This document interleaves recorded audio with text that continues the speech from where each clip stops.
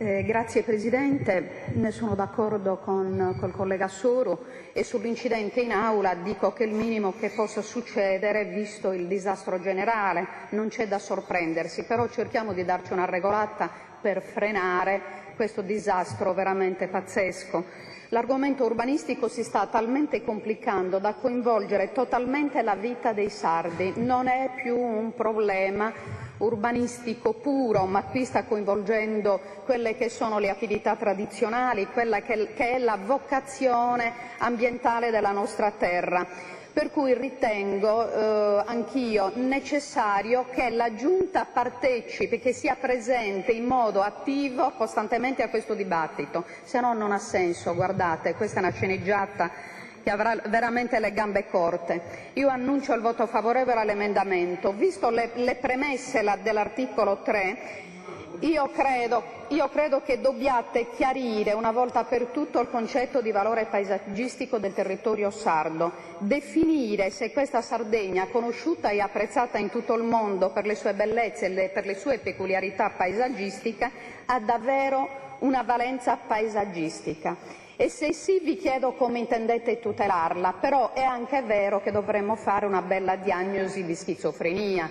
perché sta andando, cioè tutto il progetto qui sta andando in tutt'altra direzione rispetto a quello che è la tutela della vocazione della nostra terra e delle sue bellezze. Sarebbe pure importante chiarire e conoscere qual è il vostro progetto turistico per la nostra isola. Come pensate di coniugare la vocazione ambientale e culturale della Sardegna con gli interessi pazzeschi che stanno emergendo dalla vostra proposta di legge, che per coerenza sarebbe giusta sinceramente definirla in modo diverso? Questo è un piano di spartizione, può essere un piano di concessione e comunque di aggressione al nostro territorio. Quest'articolo è tutto da considerarsi un reato, quindi un reato contro il territorio, l'ambiente, la tradizione agropastorale e il turismo. Io vorrei capire davvero dove si vuole arrivare, io vorrei conoscere il progetto che voi avete per la nostra terra e la nostra gente. Grazie.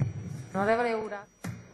Grazie Presidente, per esprimere il mio voto favorevole a questo emendamento e per sottolineare che con quest'articolo in modo subdolo qui si continua a insistere nel continuare a fare della legge urbanistica uno spezzatino, praticamente dando agli immobili dei cosiddetti usi agro-silvopastorali e residenziali incrementi volumetrici all'interno delle normative dei 300-2000 metri dalla linea di battigia. Io credo che così facendo voi praticamente continuate a creare danni e confusione. Voi giocate a mettere l'uno contro l'altro perché i giochi non sono mai assolutamente chiari, per poi in definitiva far prevalere rigorosamente quelli che sono gli interessi della grande speculazione edilizia, che fra l'altro in modo evidente non hanno nulla a che vedere con quelli che sono gli interessi delle attività produttive.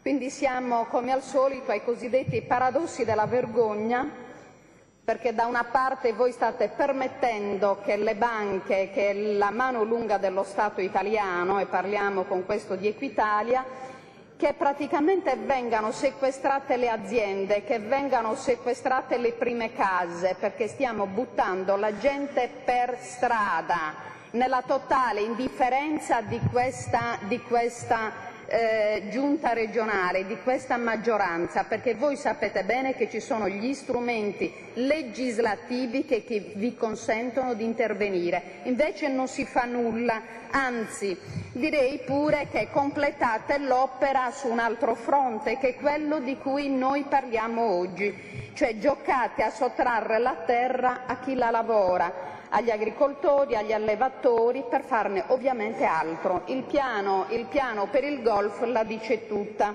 e sicuramente l'obiettivo è quello di riempire tasche e pancia ai soliti ignotti, ma io dico a quali costi per un popolo, a quali costi per la nazione sarda. Io credo che questo ennesimo assalto alla diligenza e questa esaltazione estrema proprio dell'edilizia selvaggia in una realtà dove l'ambiente, come in Sardegna, è davvero l'unica risorsa e l'unica ricchezza reale per tutti i sardi, io credo che la pagherete cara. Noi continuiamo ad alimentare questo dibattito veramente fuori dalla realtà. Io mi auguro davvero che la gente rinsavisca, perché sennò davvero non andremo molto lontano. Grazie Presidente per annunciare il mio voto favorevole all'emendamento.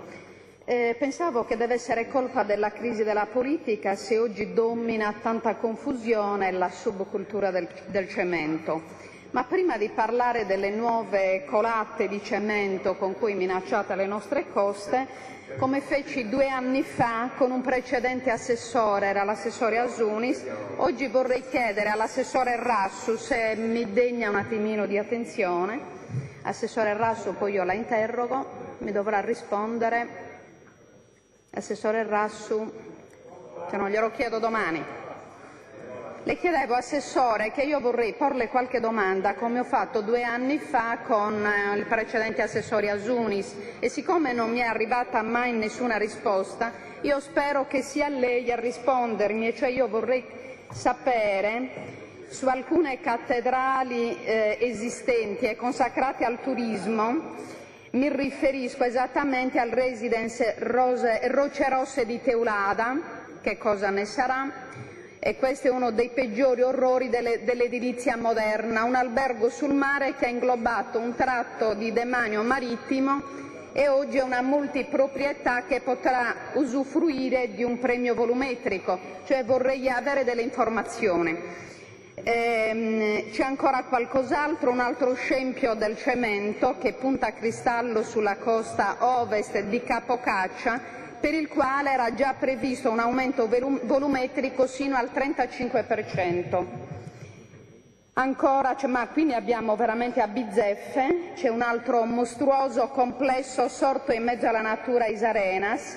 Questo era stato addirittura impugnato per diritto comunitario e con condanna pecuniaria giornaliera dal 1999.